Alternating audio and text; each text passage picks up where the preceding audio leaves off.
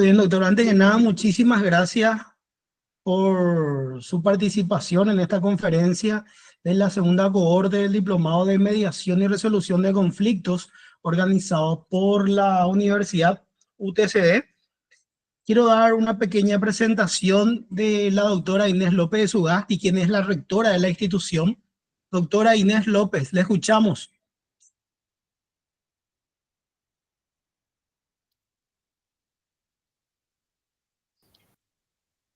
Bueno, antes que nada, vamos a hacer un breve resumen de lo que sería el currículum del querido maestro. Puedo decirle con todas las letras que es mi maestro, porque así como este libro, el cual estoy lanzando ya en septiembre, es una inspiración en el doctor, quien fue mi docente en la escuela judicial, así como también en la maestría. El doctor Edgar Riffler es abogado por la Universidad Nacional de Asunción, tesis doctoral sobre autonomía del arbitraje en la Ley 1879 y su contexto de derecho internacional privado. Maestría en resolución alternativa de conflictos, egresado de la Escuela Judicial, diplomado en transportes regionales integrados de la Universidad de Roma, La Sapiencia. Seminario sobre la promoción de las pequeñas y medianas empresas en Corea. Graduado en ciencias náuticas en Brasil.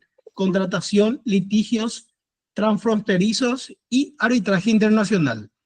Universidad de Heidelberg, diplomado en mediación y arbitraje, Universidad Americana, mediador y árbitro del Centro de Arbitraje y Mediación de Paraguay, y exdirector de dicho centro.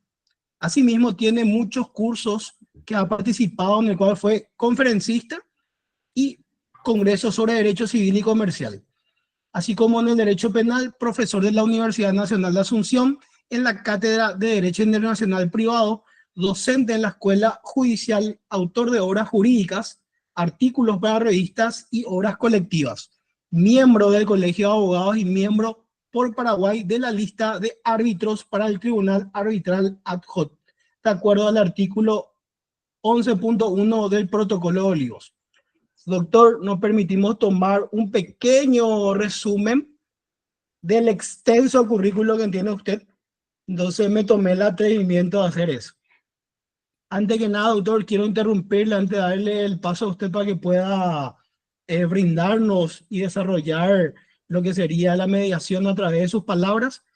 Doctora Inés López de Sugasti, en representación de la UTCD, por favor.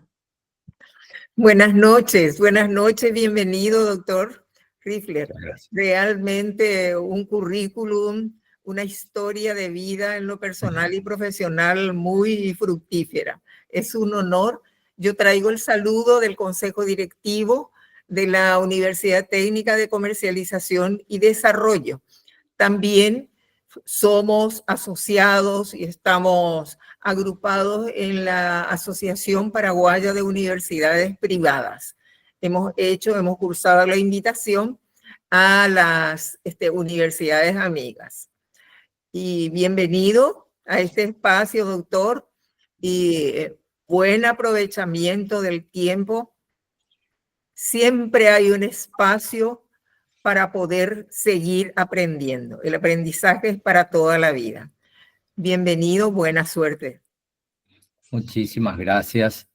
Bueno, muy agradecido por estas palabras y bueno, esta referencia también al currículum que así parece muy importante, pero en realidad es siempre lo que uno trata de evocar un poco es justamente eso que usted acaba de señalar, doctora Inés, el hecho de la vida que uno muchas veces desarrolla, las actividades que desarrolla en la vida. Entonces, es más eso, creo que lo que más uno busca transmitir es la experiencia. Bueno, muchísimas gracias y es un honor estar con todos ustedes y realmente un honor también haber sido invitado por la universidad, la UTCD. Agradezco por su intermedio al directorio y también a los responsables de este diplomado sobre mediación y resolución de conflictos. Hoy, de tal manera, aprovechar el tiempo, me gustaría abarcar un tema sin perder el objetivo de señalar algunos conceptos fundamentales que posiblemente los participantes bien conocen, pero vamos a enfocar un poquito apuntando a darle este matiz de su eficacia jurídica a la culminación del proceso de mediación, es decir, a lo que sería el acuerdo. Detenernos un ratito ahí sobre el acuerdo, después de andar un poco sobre el proceso de mediación y hablar un poco sobre una de las formas de su eficacia internacional a través de la Convención de Singapur. Entonces, y con esto notamos también cómo la mediación está ganando cuerpo desde el punto de vista normativo a nivel internacional, y eso realmente es algo que va a fortalecer en todos los ordenamientos jurídicos internos el uso de la mediación. Sí me gustaría invitar a los participantes en caso de dudas o alguna inquietud, entonces sentirse libre para preguntar en cualquier momento o al final, como mejor entiendan, o también depende de la organización del evento, ¿verdad? Permítanme, voy a compartir, si es que me permiten, esta presentación Adelante, doctor. como para que les sirva de guía a...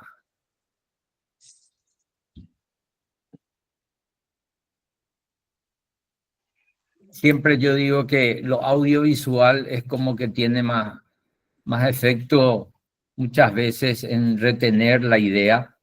Entonces,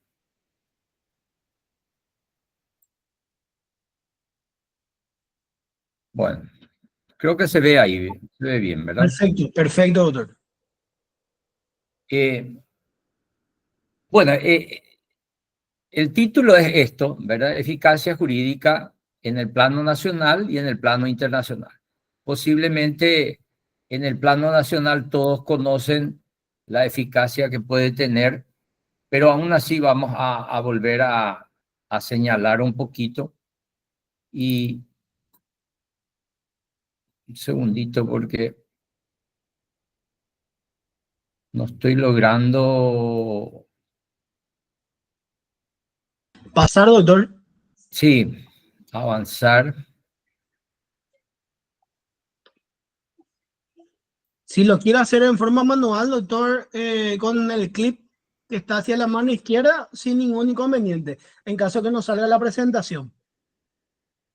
Sí, un segundito. Porque esto puede ser más a mi impericia de usar la plataforma Meet que a otra cosa. Sin apuro, doctor, sin apuro. Porque, bueno, vamos a ver ahí si es que tenemos más agilidad.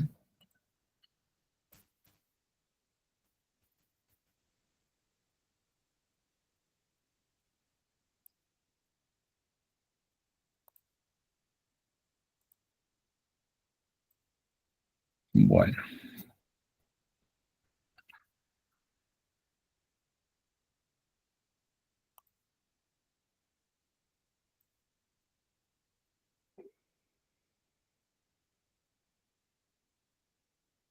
Bueno, no.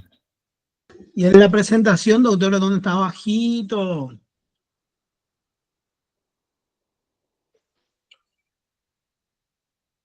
Vamos a guardar un ratito porque por lo visto salió sin querer el doctor, nuestro disertante. Ahí ya volvió a ingresar.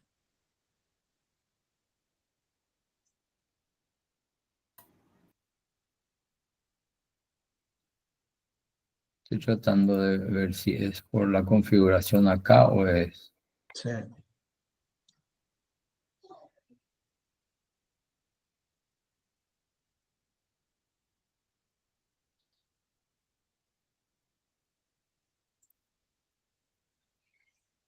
Bueno.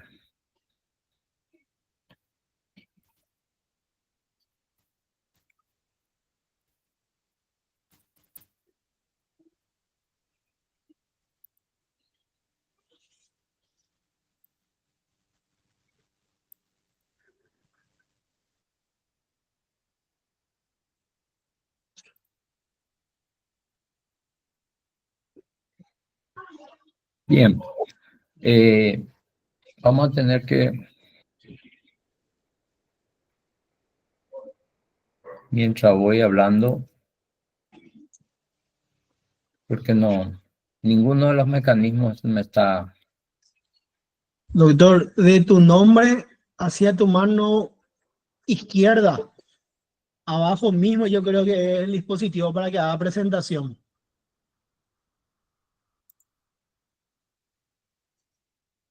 Sí, pero ahí se ve la presentación, ¿verdad? Sí, se ve, doctor, se ve, se ve.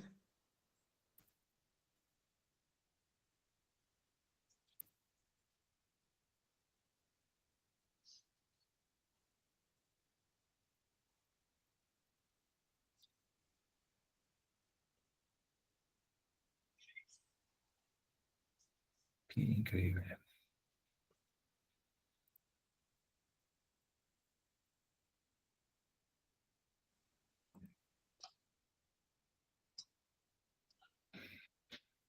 En la esquina mismo, doctor. ¿En cuál de las esquinas de De la la... R hacia la izquierda, doctor. De Riffler, la R hacia la izquierda, izquierda. No, El último, margen izquierdo inferior. sí, pero lo que pasa es que yo no tengo eso acá, pues. No me aparece a mí nada. No, no le aparece. Aparte, la flechita que es para mover la presentación no Sí, sí. está activando, que es lo primero que intento, ¿verdad? Pero bueno, posiblemente vamos a dejar esto. No importa, doctor. Vamos a escucharle con su sapiencia, vamos a entender muy bien lo que Eh, sería nuestro tema. sí, vamos a tener que evitar esto para no interrumpir, porque de lo contrario vamos a...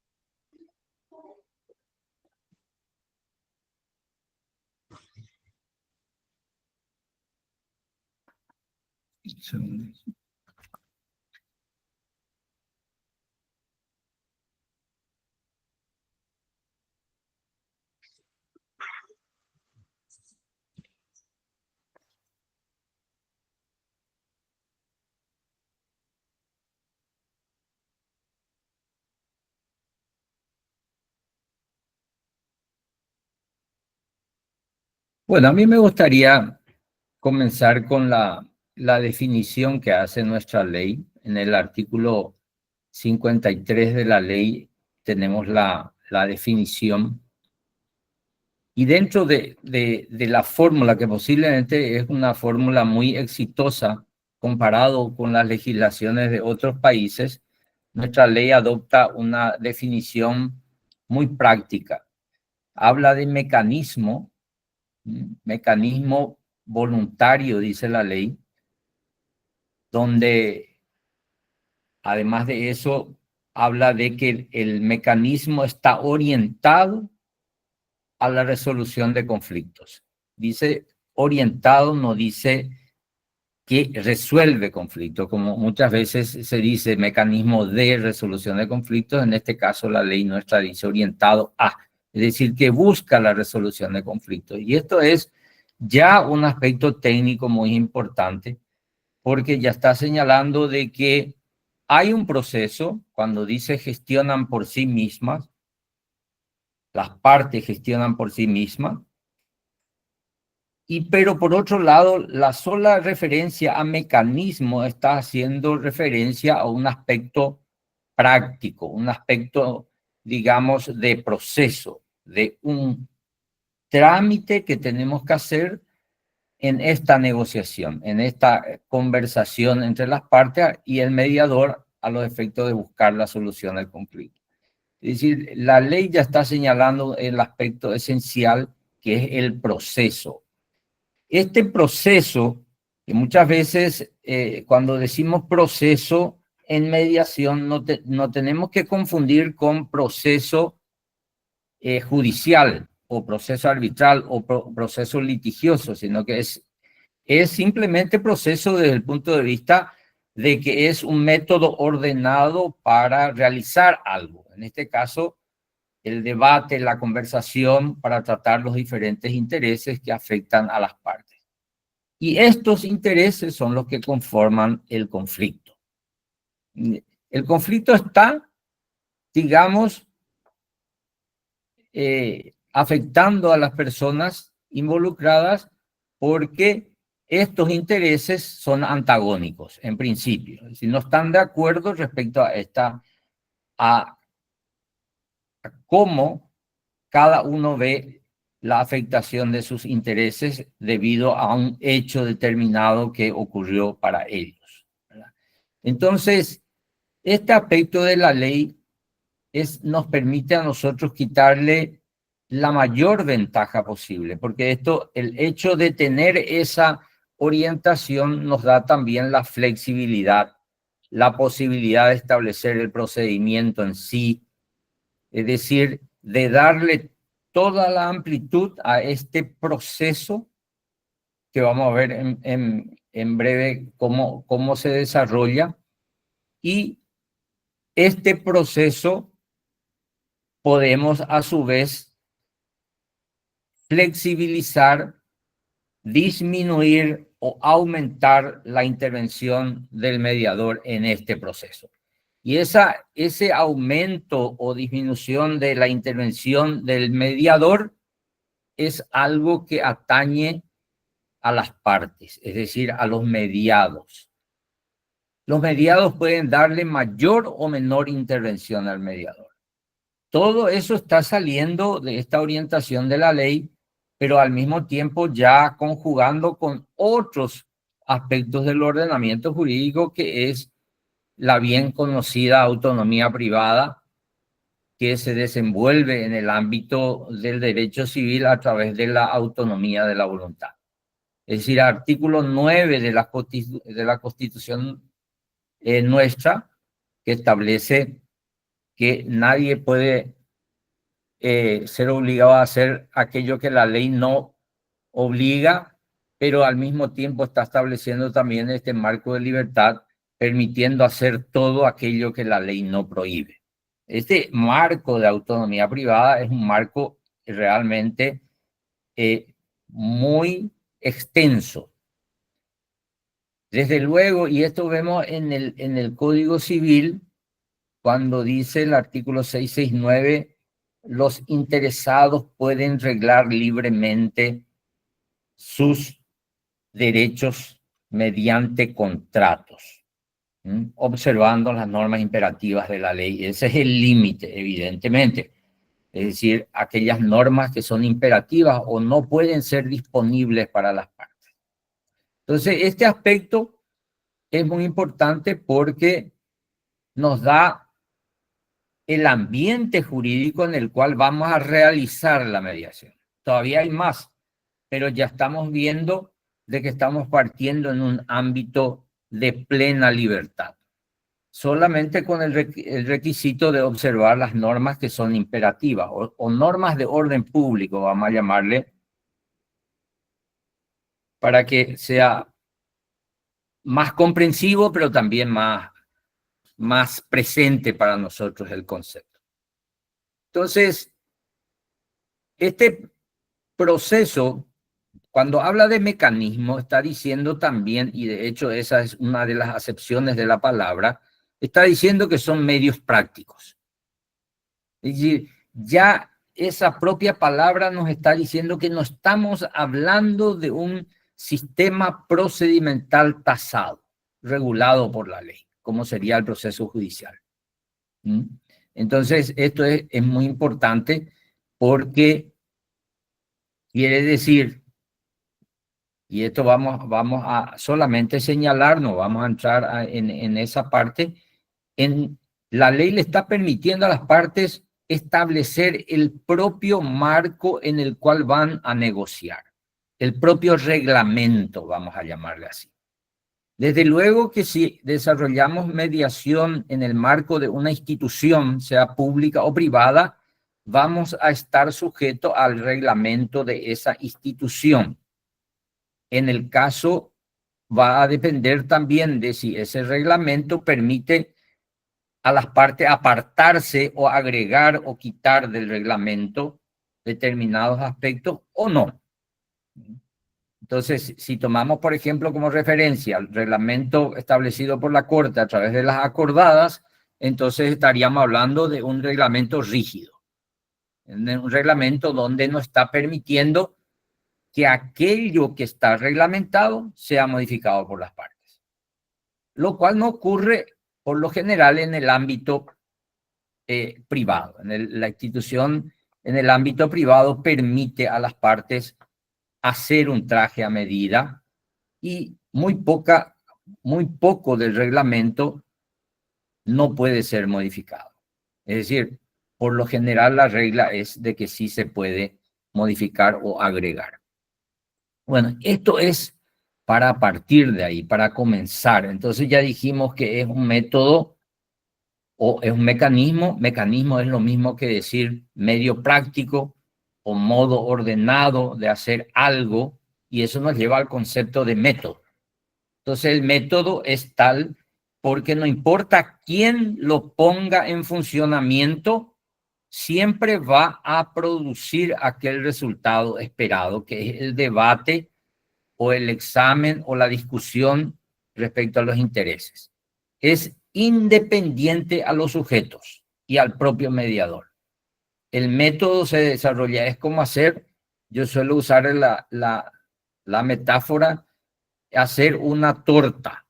Si yo le doy a alguien la receta para hacer la torta, donde dice los ingredientes, cómo tiene que combinar los ingredientes, batir así, mezclando esto primero con esto, etcétera, poniendo el horno a tal temperatura por tanto tiempo y luego hornear la masa por tanto tiempo, voy a tener una torta. Y eso es independiente a quién lo haga. Ahora, desde luego que la torta será más exquisita o menos exquisita, eventualmente dependiendo del cocinero, vamos a llamar, o del repostero. Bueno, y eso también ocurre con el método de mediación. Va a depender de las partes y va a depender del mediador también, en buena medida, el éxito del proceso, del método. Esto es muy importante cuando nos está señalando este aspecto de flexibilidad que tiene el proceso. Ahora, como nosotros vamos a hablar sobre la eficacia jurídica, tenemos que por lo menos justificar por qué. Porque nosotros podemos hacer mediación en un ámbito no jurídico. Es decir, no se hace la mediación para tener un instrumento vinculante que pueda ser exigible entre las partes. Por ejemplo, en un ambiente familiar, hermanos entre sí o con vecinos. Es decir, se va a hacer una mediación eventualmente, se va a llegar a un acuerdo, pero ese acuerdo puede no tener ninguna vocación jurídica. Ninguna de las partes quieren esto. Eso es posible, pero no muy común. Lo más común es lo contrario, es decir, las partes tienen un problema, las personas tienen problemas, conflictos, no importa si es en el ambiente vecinal, familiar o empresarial, y quiere llegar a un acuerdo, que ese acuerdo sea vinculante, que ese acuerdo sea exigible, que aquello que está acordado se cumpla. Y en el caso que no se cumpla, poder exigir por la vía con auxilio de la ley, con auxilio del órgano judicial. Entonces, tiene que tener eficacia jurídica. Y esa es la orientación de nuestra ley. La exposición de motivos de la ley utiliza básicamente esto para justificar por qué se aprueba la ley. Cuando dice dar mayor eficiencia del sistema de administración de justicia. En otra parte dice lograr un mayor acceso a la justicia. Es decir, está creando la mediación desde el punto de vista de la ley en un marco jurídico determinado. Es decir, el ordenamiento jurídico paraguayo. No es solamente la ley de mediación. La ley de mediación no flota en el ambiente jurídico. Está anclado en todo el resto de las normas. Y al mismo tiempo nos está señalando de que esto lo podemos usar en este marco de acceso a la justicia. Y ahí solamente como referencia recordar que la justicia no está solamente monopolizada por el órgano judicial o por el poder judicial. Existe resolución de conflictos en el ámbito administrativo. Existe resolución de conflicto en el ámbito municipal. Existe resolución de conflicto en el ámbito deportivo, en el ámbito de la FIFA, en el ámbito de la APF, en el ámbito de las diferentes asociaciones de determinados deportes, en el ámbito empresarial, a través de los órganos de la empresa o de la propia asamblea. Es decir, existe también en el ámbito de la justicia policial, en el ámbito de la justicia militar. Entonces, el concepto de justicia o administración de justicia tenemos que verlo desde ese ángulo. No solamente asociado con el proceso judicial. Esto es muy importante para ver realmente todo el bosque y no ver solo el árbol y sacarle mucho provecho o mayor provecho a lo que sería la mediación. Pero ¿cuál es el problema que tenemos? Que es la formación jurídica. La formación jurídica en nuestro país es de orientación litigiosa. Es decir, nos formamos para litigar, no para resolver conflictos. Tanto es que esta es una rama del derecho que está totalmente olvidada por la mayoría de los currículos o las currículas que tenemos en nuestras facultades de derecho, o muchas veces lo tienen implementado como un módulo de una materia como derecho procesal, por ejemplo. Entonces, pero lentamente esto va cambiando. En algunas universidades vemos como que tiene una materia independiente, autónoma, en otro como en la nacional también es autónoma, pero es optativa, etc. Es decir, esto influye muchísimo en entender lo que son los métodos de resolución alternativa, como se le llama. Requiere que nosotros repensemos estas cosas, requiere que el abogado, sobre todo, vea de manera diferente esto. El rol del abogado es fundamental en la mediación. El abogado, si no tiene experiencia en esto, si no tiene formación en esto, posiblemente puede entender de una manera muy restrictiva la mediación y de alguna manera obstaculizar la mediación y perjudicar a su propio cliente eventualmente. Entonces, de ahí que es muy importante la autonomía académica de esta disciplina. Ahora, entrando ya en la mediación, y eso sí voy a presentarles a ustedes acá para que podamos ver después, o por lo menos que puedan graficar ustedes mentalmente a medida que vamos avanzando. El mediador, desde el punto de vista del mediador, hay 3 objetivos. Eso no quiere decir que las partes no intervengan, pero tenemos 3 objetivos.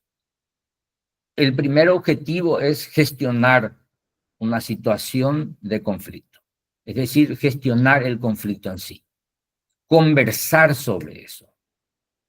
Y ahí aparece la comunicación como digamos, la madre de este proceso, porque todo es comunicación, es diálogo entre las partes, diálogo de las partes para con el mediador en doble sentido, ida y vuelta, aunque tengamos que hacer de una manera muy técnica para quitarle el mayor provecho. En realidad lo que queremos es facilitar un diálogo libre, distendido, empático en el sentido de las partes entre sí y con el mediador y el mediador con las partes o los mediados. Esta cuestión de la terminología, las partes y mediados o participantes, no le estoy dando mucha importancia ahora porque quiero lograr mayor precisión y entendimiento en esta oportunidad y porque de alguna manera también es el lenguaje que usa la ley. Entonces, la propia ley utiliza digamos, estos conceptos de parte, ¿no? Y esto vamos a utilizar positivamente en muy breve tiempo para poder señalar el aspecto jurídico que envuelve esto. Entonces, gestionar el conflicto. Para eso vamos a dialogar. Resolver de manera consensuada el conflicto. Ese es nuestro propósito. No es resolver nomás el conflicto. Es que haya consenso, que haya aceptación. Y dicho ya de una manera más técnica, satisfacción de intereses. ¿Cuáles intereses? Los intereses que están afectados por el conflicto. Todos los intereses. Los jurídicos y los no jurídicos. Entonces, eso es muy importante. Quiere decir que esta comunicación, este diálogo, tiene que hacer aflorar, que aparezcan todos los intereses. Y esos intereses ser tratados adecuadamente. Esto que ven ustedes en pantalla es simplemente un diagrama de lo que sería un proceso o la estructura del proceso. Y en general, no necesariamente va a depender del modelo. Es decir, vamos a explicar un poco esto, porque lo que nosotros queremos es debatir sobre el conflicto, desmenuzar el conflicto para saber cuáles son los intereses. Eso es ver el bosque completo y no solamente determinados árboles, porque muchas veces las partes o los mediados no expresan determinados intereses por vergüenza, por una cuestión que atañe a su intimidad, a su privacidad, o porque involucra a alguien de su estima, o porque lo hace con temor, etcétera. No importa la razón, pero eso el mediador experimentado advierte. Eso quiere decir que hay que trabajar con esa persona en una sesión conjunta, si esto es posible, y si no, en una sesión privada o caucus para examinar qué es lo que hay más, ¿verdad?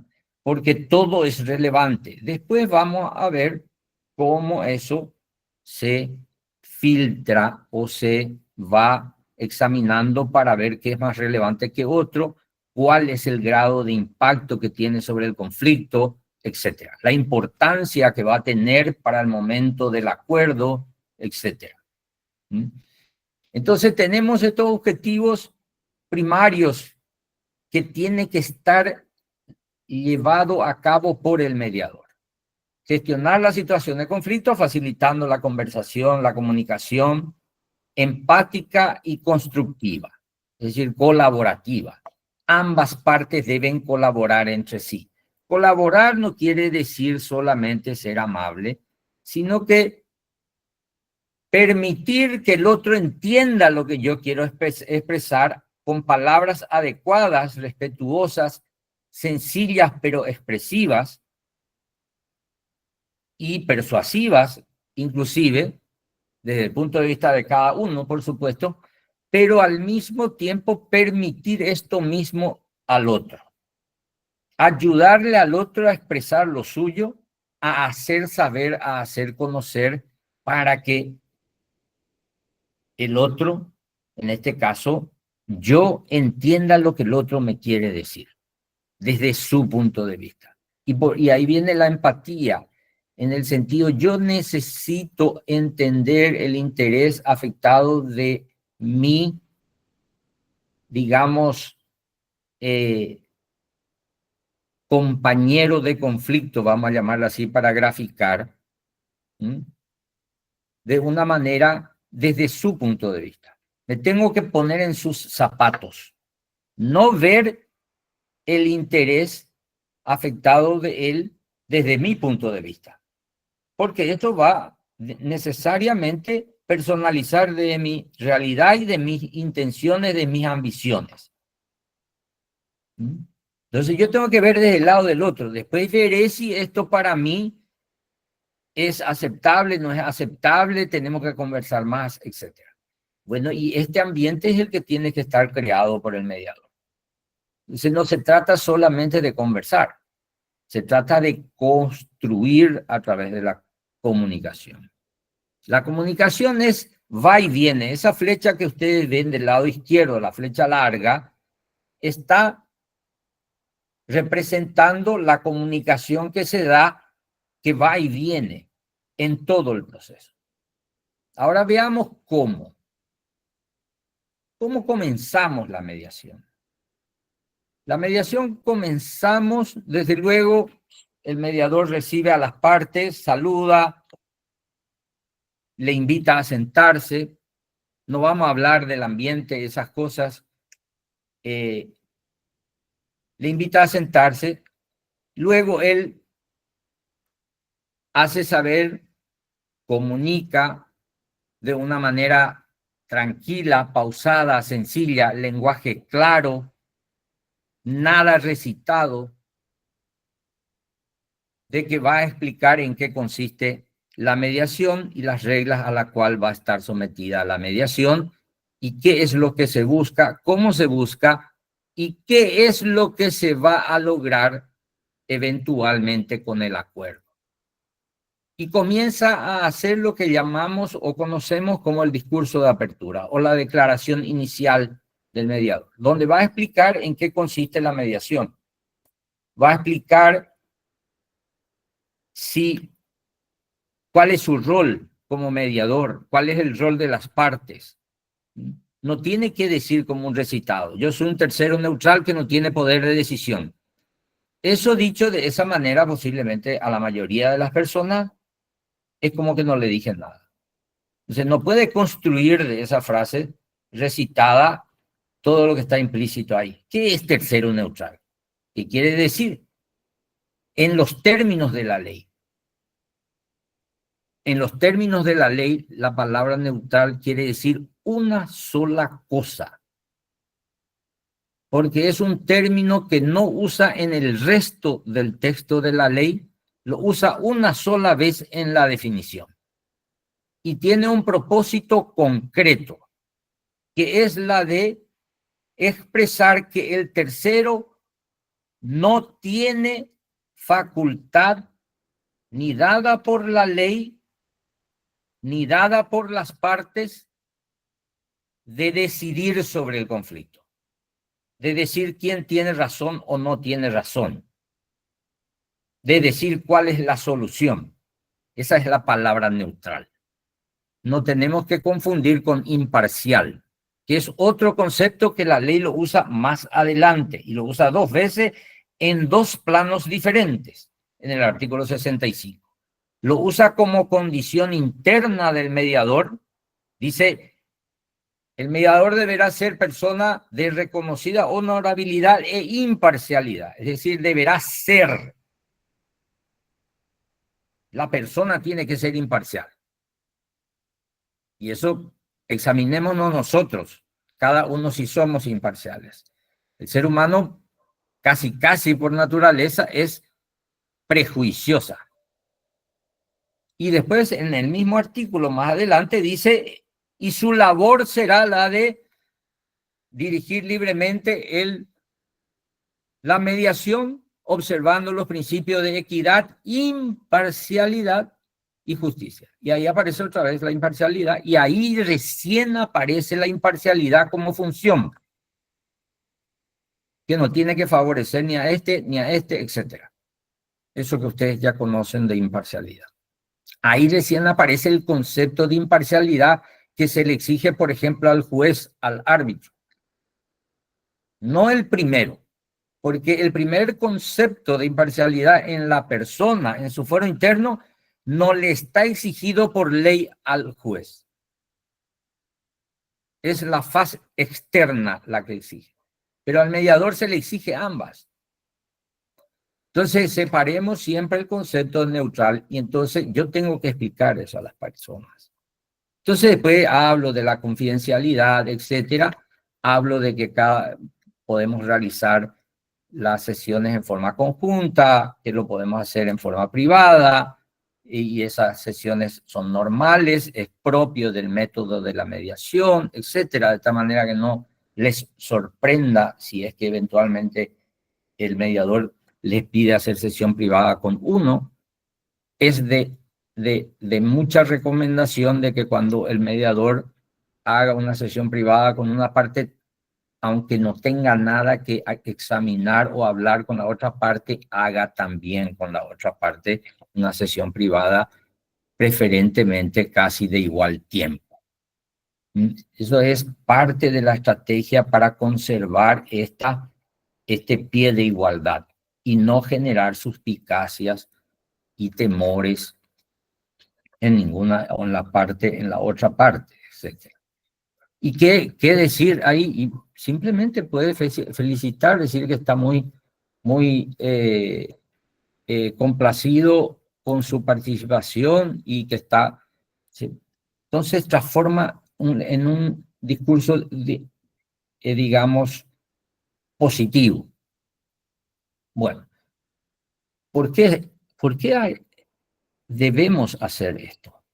Desde luego, para que las personas entiendan de qué se trata, de qué es la mediación. Nunca asumir que las personas, las partes, saben de esto y entienden las implicancias que tiene y eventualmente cuál es el efecto que tiene.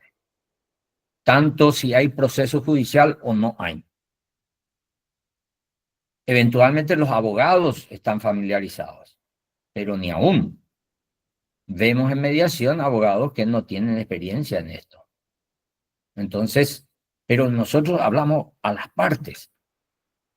Entonces, pero hay un aspecto legal acá involucrado que es que vamos a obtener con al final de este discurso, su consentimiento para comenzar la mediación. La mediación todavía no comenzó.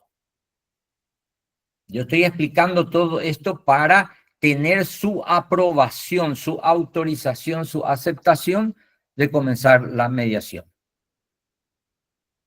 Ahí está el consentimiento informado.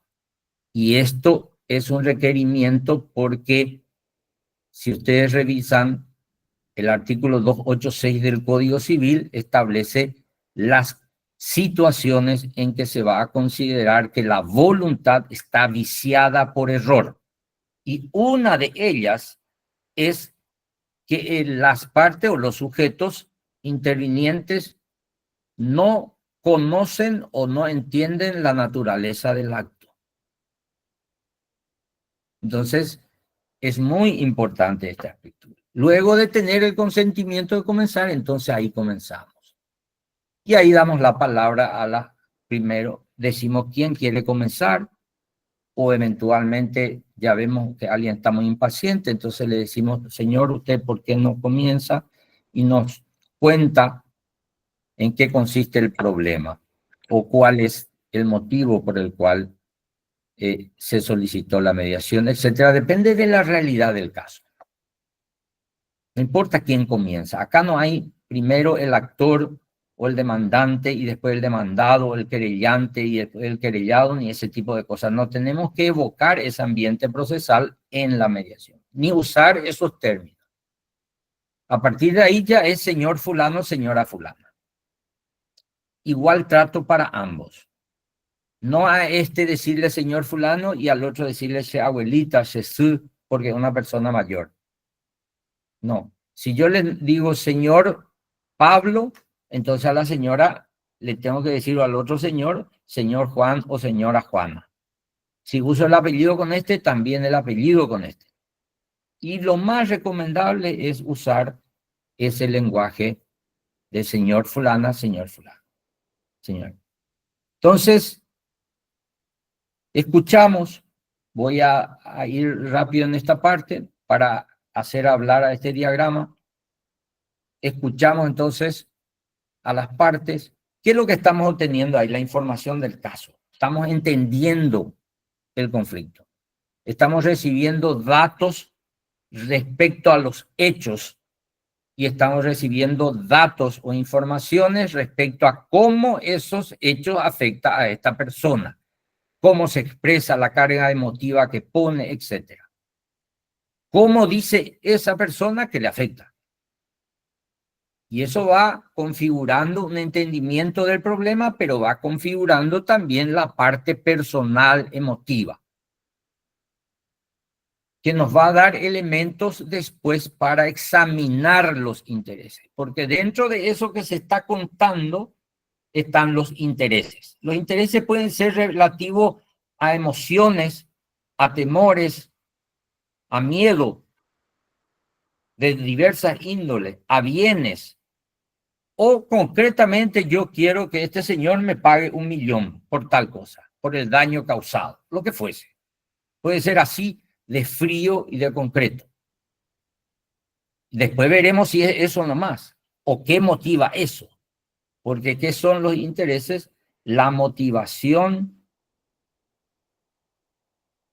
de lo que sería la posición. La motivación de lo que está pidiendo, de lo que quiere. Los intereses pasan a ser ¿por qué quiere? Una vez que escuchamos todo eso de A o de B, parafraseamos, que es una técnica para validar el mensaje y al mismo tiempo estar seguro de haber entendido lo que el otro quería que entendiésemos. Y esto tiene cierta técnica para desarrollar. Una vez hecho eso con ambas partes, hacemos lo que sería el replanteo. Decimos, bueno, ustedes han expresado a través de sus relatos o de lo que han expresado, han dicho de que los intereses involucrados en este conflicto son tal, tal, tal y tal. Y listar, preferentemente, si es posible, usar un papel. Si no hay una pizarra, un rotatorio, algo así, que sería lo ideal. Mostrarle qué es lo que ellos dijeron. Estos son los intereses. Entonces, se habla del niño, de la asistencia del niño. Bueno, ¿y qué? ¿Cuáles son? La cuota del colegio, la compra de una medicina por una enfermedad crónica, que ya sabemos cuál es la enfermedad porque hemos hecho las preguntas, etcétera, y vamos listando.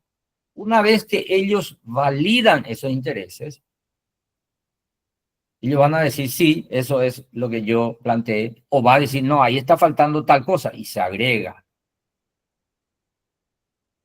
Y una vez que yo tengo los intereses, entonces generamos las opciones. Y para eso hay diversas técnicas, la más común es la lluvia de ideas. ¿Cómo creen ustedes que podemos satisfacer y puedo usar, si son pocos, decir estos intereses? O decir, si hay algunos intereses que yo ya veo que son más importantes que otros y que son importantes en el término de la secuencia lógica del proceso, sería bueno ir por parte o por grupo de intereses. Entonces, ¿cómo creen ustedes que podemos satisfacer este interés? Y le escuchamos, y ahí van a venir las opciones. Las opciones tienen que ser dadas por las partes, por regla. Hay cierto modelo o estilo de intervención del mediador que permite que el mediador genere opciones, que no sé si nos va a dar el tiempo para hablar de eso, que son ya los estilos o grados de intervención del mediador. Una vez que tenemos las opciones, que entran todos, ahí tenemos que pasar por el filtro, porque hay opciones que no son apropiadas, no son idóneas para satisfacer los intereses en juego o tal interés. Para eso tenemos que hacer un examen desde el punto de vista subjetivo y objetivo. El objetivo es cuando queremos validar la opción por un estándar, un criterio objetivo, independientemente a los sujetos. Por ejemplo, este señor reclama 10 millones de guaraníes por reparación del auto y se rompió un faro. No podemos decir, mire, pero ¿de dónde usted saca los 10 millones? Entonces, preguntamos, ¿usted tiene un presupuesto de una casa de repuesto o de un taller, etcétera? Sí, no, etcétera. Con eso lo que estamos, usted me puede decir cuál es el valor de esto, o usted me puede decir cuál es el valor de mercado de esto, y así sucesivamente. Va estableciendo diferente, o si es algo más importante, usted cuenta con una evaluación de esto por un perito, por un tasador, etcétera. Depende del caso. Y con eso vamos haciendo que ese simple examen de estándar objetivo sea examinado por este que está pidiendo. Y él mismo se da cuenta que está pidiendo algo que está fuera del valor real.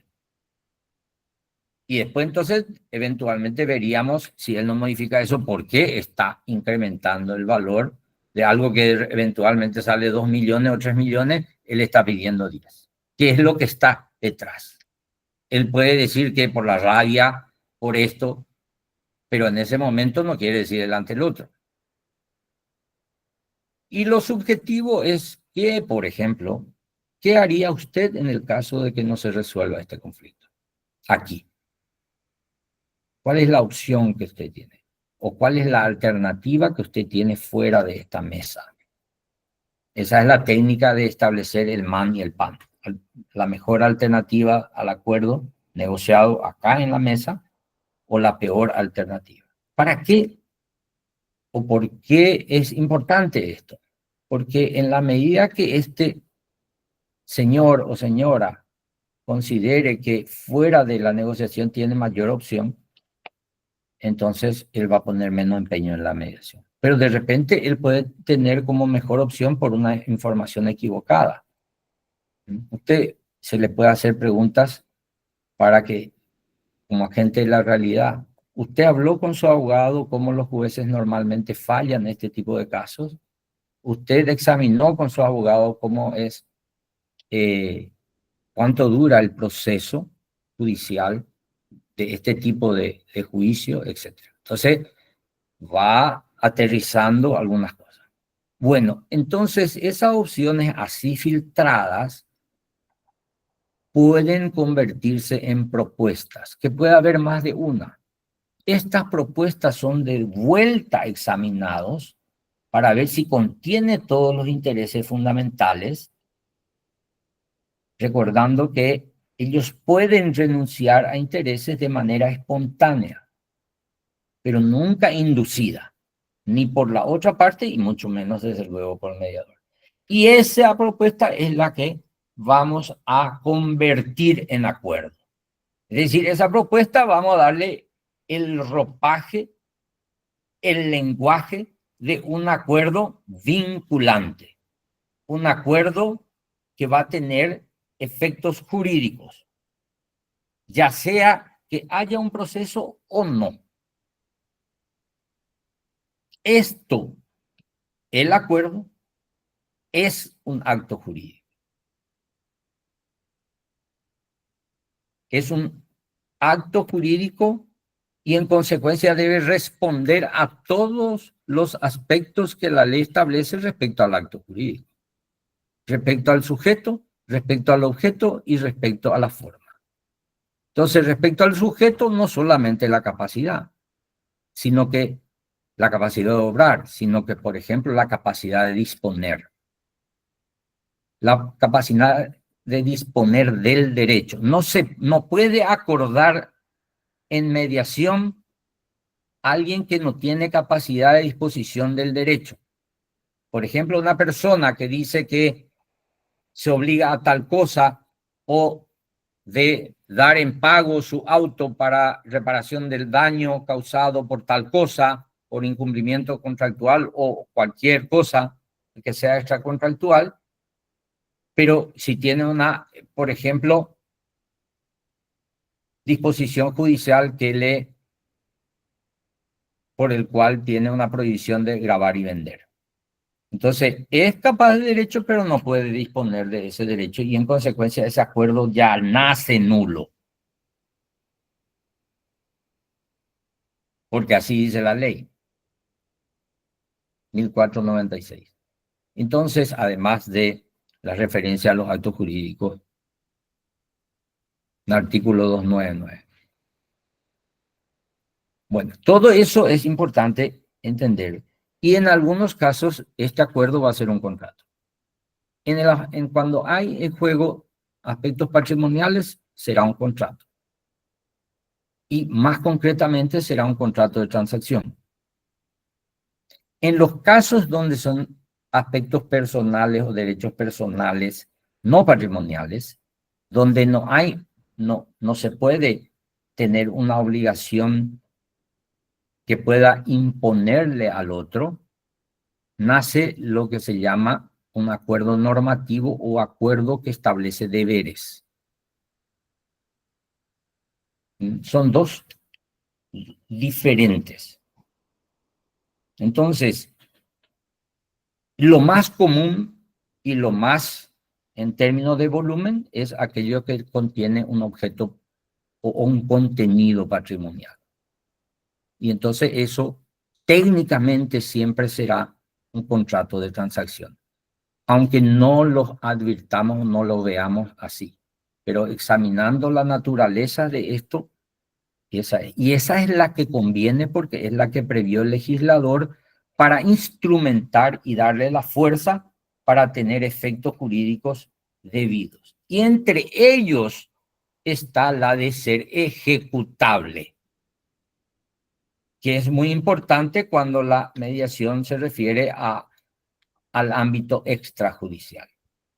Acuérdense que para que sea ejecutable por la vía del juicio ejecutivo, tiene que tener una obligación líquida y exigible de dinero y estar entre los títulos en el 448 del Código Procesal Civil y aparece una de ellas como título la escritura pública. En el caso que yo quiera ir por esa vía, entonces debo instrumentar eso por escritura pública.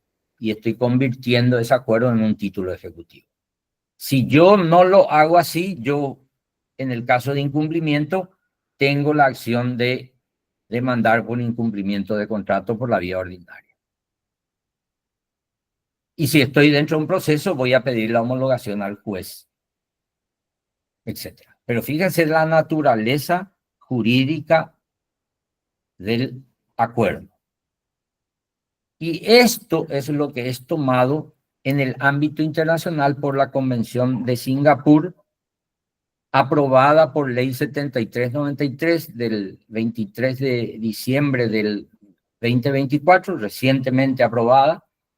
Se firmó en el 2019, es decir, la Asamblea de Naciones Unidas de UNCITRAL o CENUDMI aprobó en diciembre del 2018, estuvo para la firma a partir del 19, en agosto del 19, Paraguay firmó y ratificó, aprobó recién ahora en diciembre del 2024 y entra a regir a partir de los 6 meses del depósito del instrumento y eso se cumple ahora el 12 de septiembre del 2025, de acá a menos de 3 semanas.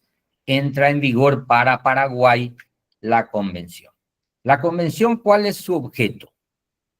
Es establecer entre los estados partes la posibilidad de ejecutar el acuerdo llegado en mediación cuando este acuerdo tiene relevancia internacional. Por ejemplo, las partes están domiciliadas en países diferentes.